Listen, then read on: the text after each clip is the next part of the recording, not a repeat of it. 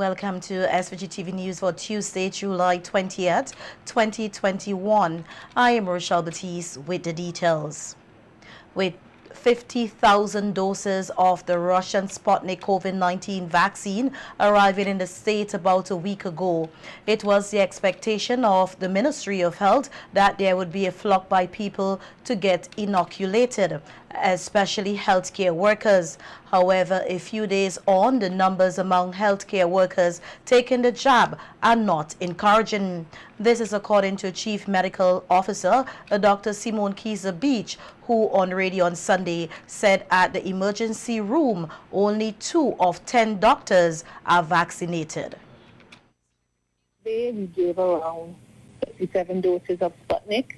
The staff had claimed that they were waiting for the Sputnik to come, and so we are engaging them, doing more sessions with them to try and address their concerns in terms of the hesitancy. But we would still say that we are not seeing the sort of numbers that we would expect to have with staff. Still not where we would. I mean, we'd have something like in the emergency room where we'd only have about 2 of 10 doctors being vaccinated. And that is not safe for anybody. The most recent report from the Ministry of Health stated that just over 8,000 persons have been fully vaccinated here. The CMO addressed the issue of persons who have not returned for the second dose. There's some persons who haven't, but that's not that large a group, we don't think. But we have some situations where you had your first dose out of Vincent, yes, and you come and you get your second dose here, or you had your first dose here and you're going elsewhere to have your second dose. We've had, because, you know, we've given vaccines all over St. Vincent. We have had vaccines being given in some private facilities, and some of the information has not. So, for example, we would say we have about 15,000 first doses, 8,000 second doses. But I see when you add that up, you know, yes, and it's from last Monday. So that is the one behind. The CMO said the COVID-19 task force is aware of the vaccine hesitancy, not only in SVG, but in other countries in the OECS, and a holistic approach is being taken to deal with the problem. Have hit a stumbling block in terms of the hesitancy is now high, and in particular the hesitancy among healthcare workers. And so there is an aggressive move on now within all of the CARICOM and OECS to try to see specifically what is the driver there and address it, and more looking at a one-on-one small group direct interaction to try and address some of these complaints. It was also noted no new COVID-19 variants have been found in SVG, and that the Ministry of Health continues to send samples to the Caribbean Public Health Agency, CAFRA, for testing. Meanwhile, the Chief Medical Officer said investigations have been carried out on 2 adverse reactions by persons after they would have taken a COVID-19 vaccine. The revelation was made by the CMO on radio on Sunday. However, she did not say what the adverse reactions were, except to say that there were no blood clots and no deaths from the vaccines being administered here. I've had two reactions that we're investigating. We're going to put it to the adverse reaction following immunization, the AFI committee, so that they can review the findings. We haven't had any episodes of anybody having a clot from associated with the vaccine. We haven't had any deaths associated with the receiving of vaccine as a direct, cause of death. We have had about 4 cases where persons, it has been reported in the social media that this person died from a vaccine, and from our investigations, that's not so. The national COVID-19 vaccination campaign started in February, and the Ministry of Health reports all reactions to the World Health Organization, the WHO, and the Pan American Health Organization, PAHO. According to the CMO locally, they are working on improving the monitoring and reporting of adverse reactions among persons taking the available vaccines here in SVG. With our pharmacovigilance program here in St. Vincent, which is one of the strongest in the region, and that program is involved in our monitoring our adverse reactions and in reporting. So we are currently going to strengthen that whole system so that we can be providing the public with information in terms of reporting and the capacity to report so that we can better investigate. And Prime Minister Dr. Ralph Gonsalves is encouraging citizens to pay close attention to what they eat and drink. Addressing the handing over an official opening of the Barely Smart Clinic last week, PM Gonsalves said a recent survey shows that the lifespan of the country's population has grown significantly over the years. However, there are some medical problems affecting the population because of unhealthy lifestyle habits. We have some lifestyle diseases, diabetes and hypertension, serious non-communicable diseases. We're not paying attention enough to it. And we have the facilities for the testing, but many of our people, male and female, but a lot of males. A young man just died in his 40s. And part of the reason I've been advised is because of his, fundamental really was his diabetes. And he may tell you that he was eating okay, but he was drinking plenty rum. And, you know, the rum is made from sugar,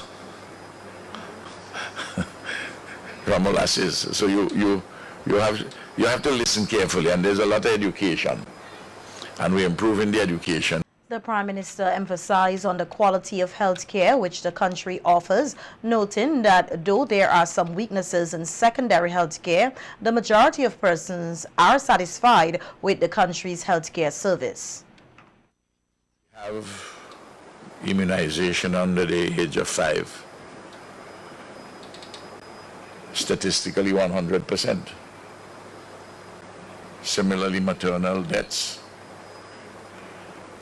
are statistically 100%.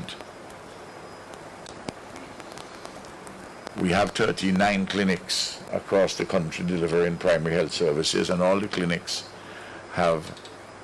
we have installed pharmaceutical distribution points for the state.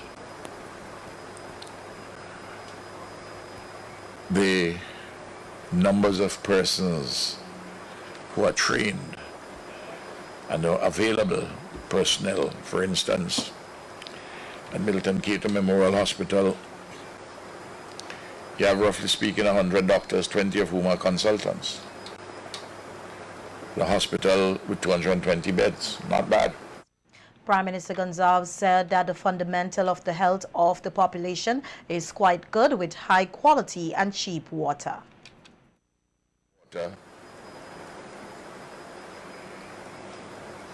Directly to 98% of the population, the homes have the water in them. High quality and cheap water because it's gravity fed. We have a good system of solid waste collection and disposal. In this country, we collect the solid waste from every home once a week. They're taken to 1 or 2 landfills on the main island of St. Vincent. And in the Grenadines, the collection is twice a week because the Grenadines are more fragile. This is a remarkable thing in developing countries. The Prime Minister used the opportunity to announce that discussion will soon be held between several stakeholders on having SVG become the Caribbean Neurosurgical base. I think, Jimmy, on the 17th, I think. Yeah. They're coming down on the 17th. I know he ran personally. And, to get a group of professionals involved in neurosurgery, they're in high demand, to get them to come. It's amazing just to get all of them, the scheduling and all the support staff and equipment they're bringing too. So I really want to thank them. There is a Vincentian doctor, Dr. Steve Nanton, who is associated with this group, but he comes with his own group too. And they deal with a lot of internal medicine. Neurosurgery deals with the nervous system, and PM Gonzalez said that there are some Vincentians who are currently studying in this field and are expected to return home to offer their service. In other news, 2 structures were completely destroyed while another was partially damaged when a wooden home went up in flames in the Block 2000 area of Old Montrose today. Resident Bongo Shaka described hearing the tearing sounds of fire ripping through plywood around midday. He said upon investigation he saw a wooden structure engulfed in flames. I'm living right here next to the fire, right? It was around, say, a little after 12. I would watch CNN. I heard a song, like wood tearing or something, but I thought it was a guy who usually come at the 7 days premises and burn up stuff and so on. So I didn't pay no mind, but then I hear it tearing louder. So I decided, no, I turned off the TV and I came out. When I saw it, I went back in my house, turned off my main switch, because I'm very close to it and was catching the lamp pole. So what I did now, I was trying to call, right? A wood house is there. The fire seemed to me like started in front there. And there was a big plastic tank. And then I saw the wind change, and then the fire went straight to the 70 tip of the roof. Then it started caught fire. Bongo Shaka also expressed his frustration with the response time from the fire department. He noted that the fire truck ran out of water not long after arriving on the scene, as he marveled at how quickly the fire was able to consume the adjacent buildings. Seymour Ross was praised by Pastor Dwayne Holder for his quick response to save the nearby Seventh-day Adventist Church, which is under renovation. Ross said upon hearing about the blaze, he rushed over to the church and began wetting the roof. His action averted a major disaster, and the building suffered only minimal damage. We have about 3 rafter. 3 rafter born and some of the lats, and we have some galvanized damage, so we have to go up on the roof to make sure we know how much galvanized, the extent of the damage, so we can give a estimate. While the Seventh-day Adventist Church was fortunate, the 3rd building caught in the fire's path was ravaged by the blaze. The lone occupant of the house, who goes by the name Bolai, told our news team it was just the night before he had to put out a small blaze nearby. He said that prior to leaving for work, he double-checked everything, ensuring there was no hazards given the event the night before. He noted that he was dumbstruck when he received the call that his home had gone up in flames. Well, in terms of losses, there's a lot of things, my friend. There's a lot of things. I can't bring all in my mind in me out of my head now, right? But there's a lot of things. Now, how the fire started? My idea how the fire started, it started from a small building there and come over. Yeah, so I don't know. But then when I come in now, I see this like it's possible in the bun. Then I catch on to this, then that carry on to that. You see, that was Canada's Express. I left here this morning and I make sure I overlook this thing here, because last night somebody come and call me and some other guys come here and we deal with it. You have to rise again, somehow you have to rise, but then we're probably going to put my step. With the stepping stone now, I cannot tell you identical where the stepping stone is, but I know how to rise. I have to go up there because you have to assess the whole thing. The distraught man said he is mustering the courage to call his siblings overseas to share the distressing news. Almost 95% of the dwelling appear to have been destroyed by the blaze. The SVG Teachers Union is urging the government to pay the 53,000 EC dollars in legal fees, which has been outstanding for more than 2 years. President of the SVG-TU, Oswald Robinson, said that the non-payment remains a major concern for the union and they are considering other options of getting the money, which he said is long overdue. In the courts, and they have not paid us that money. And we will do something to make sure that they pay that money. You know, because we raised it to the Prime Minister, the Minister of Finance, when they were having the budget preparation for the budget, those consultations that they normally have. And we raised it with them. We spoke about it on many forums, many programs, and they just refusing to pay us.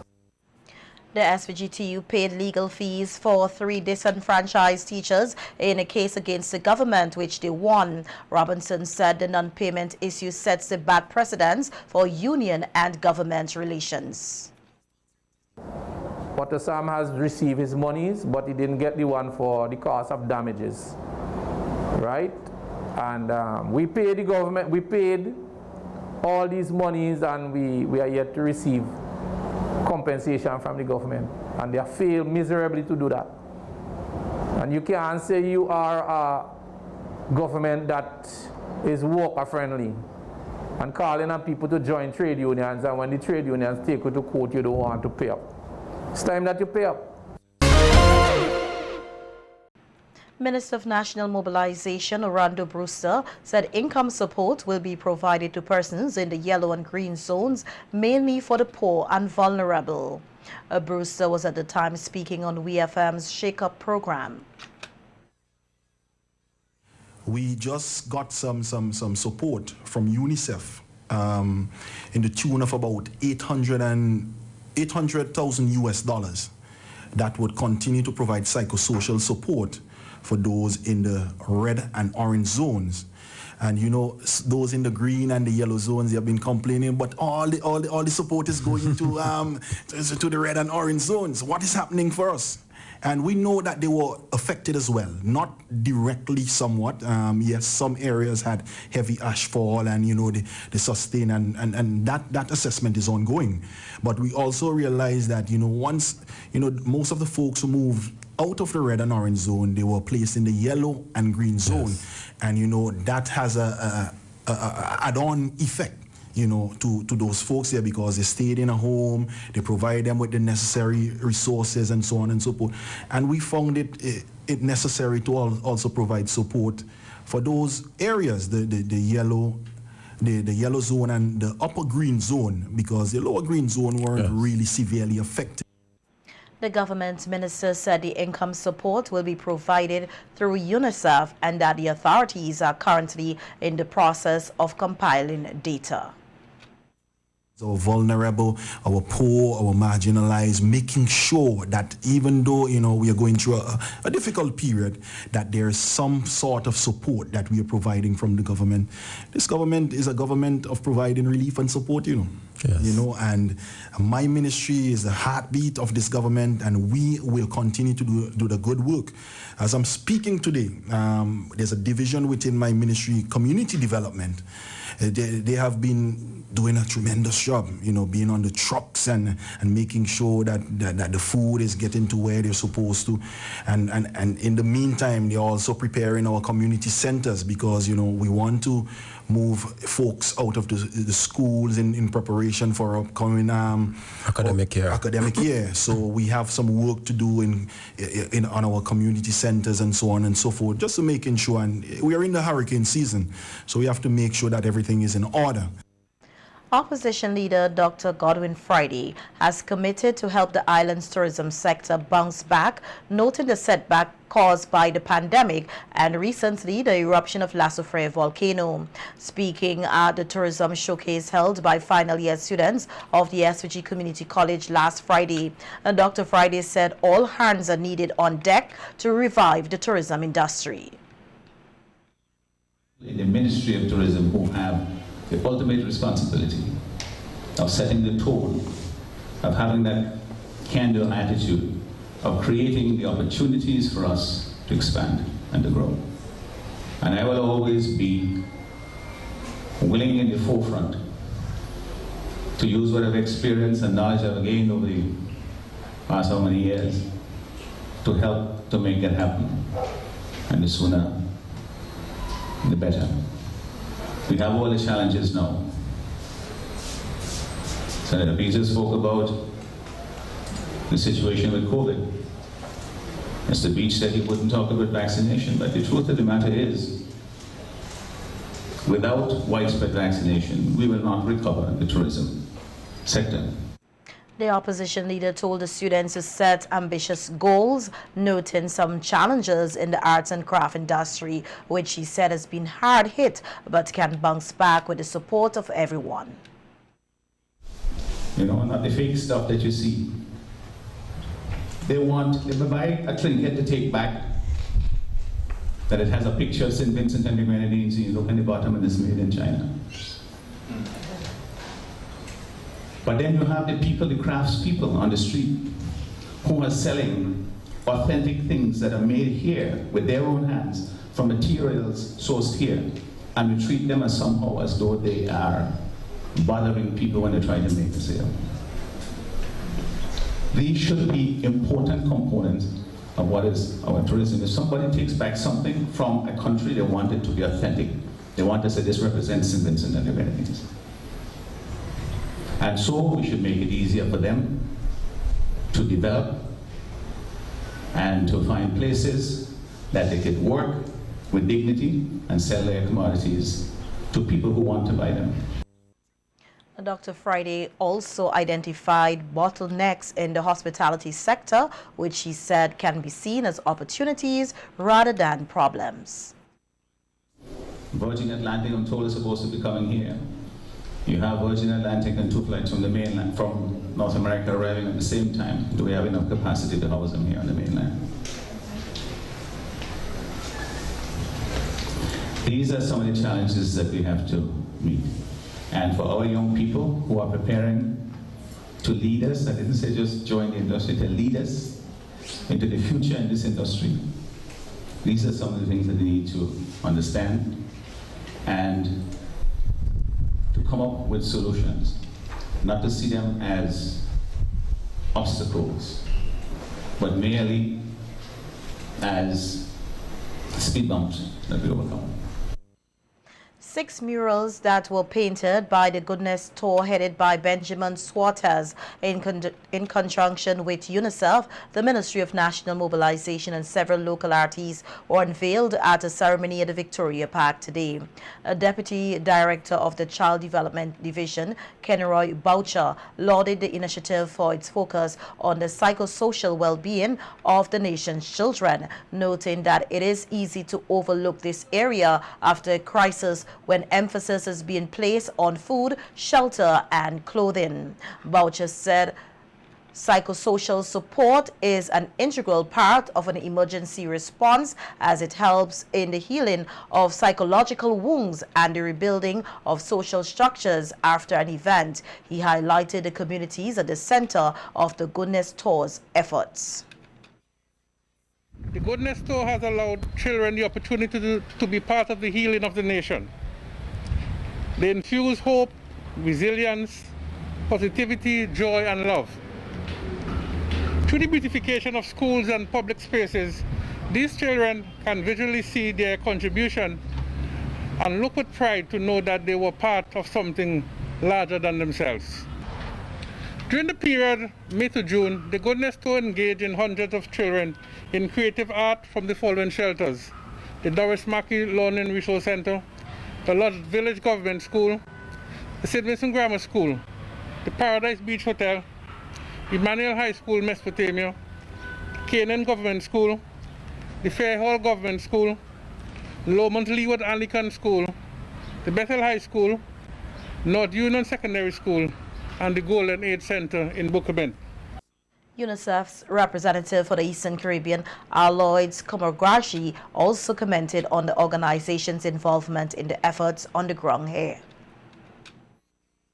UNICEF is pleased to have provided support to the government of St. Vincent and the Grenadines through our partnership with the Ministry of National Mobilization and the Goodness Tower. We are excited to be part of this launch and the unveiling of a monumental moment captured in time through the Neuros as a critical part to recovery.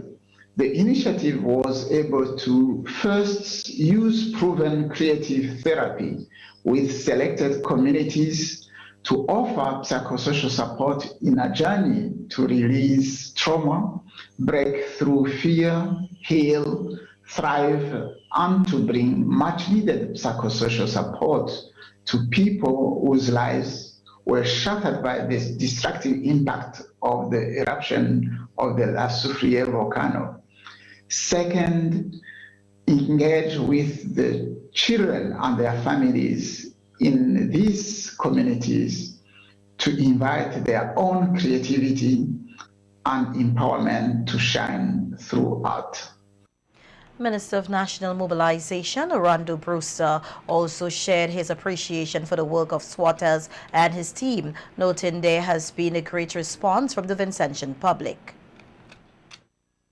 Now, the Goodness Tour came to St. Vincent and the Grenadines on May 15th after the explosive eruption of our La Soufrière volcano, and they have done tremendous work providing art sessions to over 100 children in 11 public shelters. In addition to the sessions we had erected across our island here in St. Vincent and the Grenadines, 6 murals in the communities of Georgetown, North Union, Trumaka, Peterborough, my hometown Layou, and in the city Kingstown on the Nemo Wall. We have been having a lot of persons expressing interest. Why not our community? You know, because why only so few? So we have work to do, Brother Benjamin, and I'm sure you're part of St. Vincent now, so you're welcome back anytime. All right, thank you for bringing such, you know, a tremendous area of artistic expression to this nation, and we are grateful. Brewster also thanked the Vincentian artists who were involved in the project, noting it is something he hopes will continue.